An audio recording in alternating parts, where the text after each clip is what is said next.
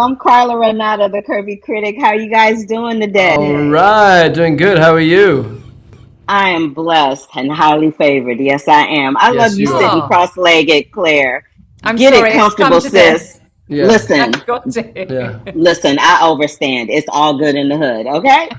She Thank you. overstands. It is. Listen, it is what it is. But this is what I want to talk to you, Andrew. I just got to ask you, bruh. Yeah. Please Are do. you gonna do a Broadway musical at some point? Because lately you've been singing and carrying on in these movies. Yeah. I just need you to do a Broadway musical. Is that on the horizon anytime soon? If you need it, you are highly favored and highly blessed. It's coming your way. Just a Oh, one man, one woman. I kind of Whatever you love how you want. say. I kind Whatever of you love. want it to Okay, be. Whatever you want it to okay, be, I'll do it. okay. Don't play now, because I will make it happen.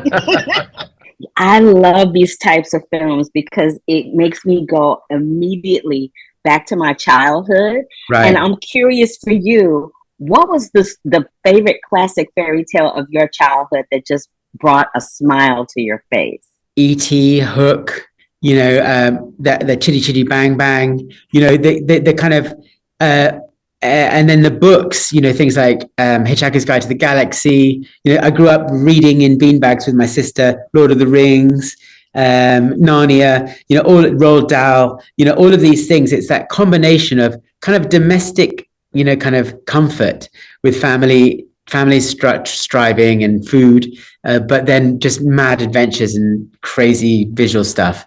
So I just wanted to bring that all together and make one of those films. We used to read a lot of Dr. Seuss books when I was a kid. My mum used to read Dr. Seuss to me, which I loved, and also The Hobbit. She used to read The Hobbit to me, the Tolkien book. That's lovely. Yeah, lots of really great books. And we read The Famous Five, which is another Enid Blyton book. I'm the youngest of three children. And I don't really remember being read to. I don't know whether it probably did happen, but maybe by that point they were quite tired, I think. I actually, weirdly, for me it's kind of songs. My mum sings some songs and my granddad used to sing, because I come from a big Irish family, so songs were quite important. So there's quite a few of those that if I hear them or I remember them, because my daughter now knows them, that are very, very sweet. Now, I got to talk about the Land of the Goodies because because I'm a foodie, and I just wanted to talk about how you guys went about creating that, and what exactly, how did you decide what goodies were going to go into it, what they were allowed to eat, It's a good what question. they weren't allowed to eat? It's a good question. So I wanted trees and plants to be a part of every land somehow. So I didn't want just piles of like a marketplace. I didn't just want like piles of sweets. I wanted to be growing on the trees because it's the Magic Faraway Tree and it's like they're growing. And I loved that idea. And blossom and, bamboo. So I love that framing of the whole thing. And then, I just made all of it edible. I mean, everything was edible. So the kids could just eat stuff.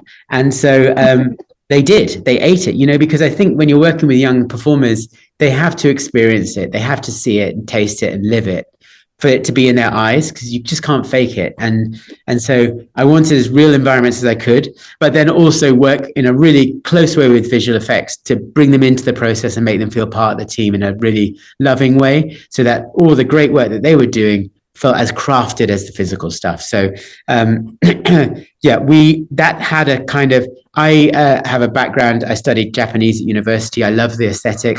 That what's great about the Magic Faraway Tree is it's a grounded family story about things that we're all doing, trying to connect with our kids, trying to feed them, make them healthy, make them imaginatively healthy. Tim, played by Andrew Garfield, he's a cook, and he's a full-time dad who's trying to grow his kids like kind of into healthy, happy people, and he's struggling. It's hard. The landscape of parenting is tricky. We have screens, we have technology, and we have demands on ourselves. We have to send emails on a Sunday night for work, so we have to give our kids an iPad. No one's to blame here. It's just we have a shared longing for adventure, for coming together, and for making memories together as a family. And I wanted this movie to be about that and be part of that.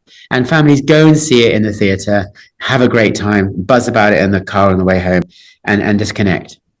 Oh, I love that. And also, when we were kids, when I was a kid, my parents were always telling me something not to do. And of course, because I was a kid and they were telling me not to do it, I just had to do it anyway. And one of the things that I did was my mother was like, we were living in Arizona, and I decided I was going to run away from home. And it was Arizona, so it was like 100 degrees outside. That lasted all of 10 minutes. But was there a favorite moment for either one of you where you thought you knew better than your parents, and you were like, yeah, you can tell me that I can't do that, but I'm just going to try this anyway because I feel like it? Yeah, I mean, I was told I shouldn't. Me and my friends, we used to skateboard, and we used to skateboard up in London, up in the big city, you know. And I wasn't allowed to go up, so I would sneak up to London often on the train with my school friends. But also just kind of like going out after dark, going out after we're supposed to all be in bed, and like hopping fences, hopping people's backyard fences, swimming in people's like swimming pools, and like leaving stuff on their doorsteps, like just like really naughty stuff like that. I just think that I probably was getting up to all sorts of things, but I don't know whether anyone ever found out, or like ever really knew they were bad. Until now. This interview is making Claire very sad about her childhood. It's not. I just can't remember a lot. Sorry. I'm so sorry, Claire. That is not my intention at all. But hopefully this last question will make up for everything. So I kind of love the family song because it's just so simple and it's so joyful. And so here I go with another question. And hopefully, Claire, you can help a sister out with this one. Do you have a song that just brings you so much joy every time you hear it, and it just makes you feel better? Santa Claus is Coming to Town by Bruce Springsteen. Even when it's not Christmas. Yeah, it's good. It's the jingle, jingle, jingle, jingle. That is a visceral core memory. I love Christmas. Louis Prima, Just a Gigolo. I love that song. Yeah, Louis Prima. Love Louis Prima. Yeah, anything Louis Prima, really. Good one. Well, this is my time, and I just want to thank you both for giving me a slice of your time today. It's been my pleasure to talk to you, and I've been wanting to talk to both of you for quite some time. So thank you. Likewise. Oh, thank you so much. Nice to meet you. Hold up. Wait a minute.